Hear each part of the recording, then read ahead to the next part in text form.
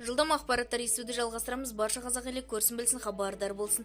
Ассалаумағалейкум, армағазақ арнамызға қош келдіңіздер. Әлемде және де Қазақстанда болып жатқан жаңалықтарды алашылар қатарында біле отырғыңыз келсе, арнамызға жазылып, лайк түймесін басыңыз.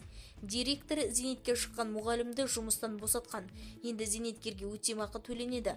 Жамбыл облысы Жуалы ауданындағы тарих пәнінің мұғалімі сот арқылы жұмысқа қайта орналасты деп хабарлайды бақ.кз тілшісі.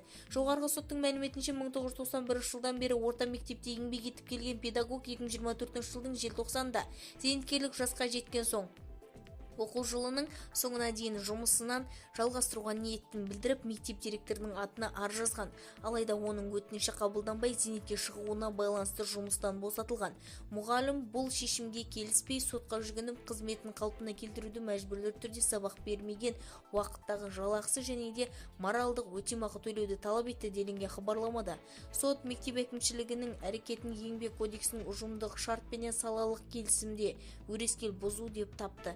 Жұмыс беруші еңбек шартын бұзу туралы заңда көрсетілген мерзімде хабарлама бермеген және де қызметкердің құқықтарын сақтамаған.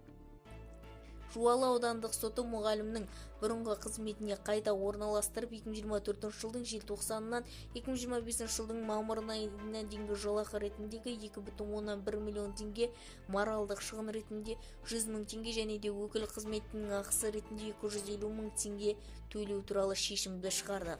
Сонымен қатар сот аудандық білім бөліміне мұндай заң бұзушылықтардың қайталанбауы үшін шара қолдану туралы жеке ұйғарым жасады. Мектеп директоры апелляциялық шағым түсіргеніменен Жамбыл облыстық соты бірінші сатыдағы шешімді өзгеріссіз қалдырды. Сот актілері заңды күшіне енді. Бізді тамашалауды жалғастырыңыздар және де осыған ұқсас өзге де ақпараттар сіз үшін қызықты болса, арнамызға жазылып лайк түймесін басыңыз.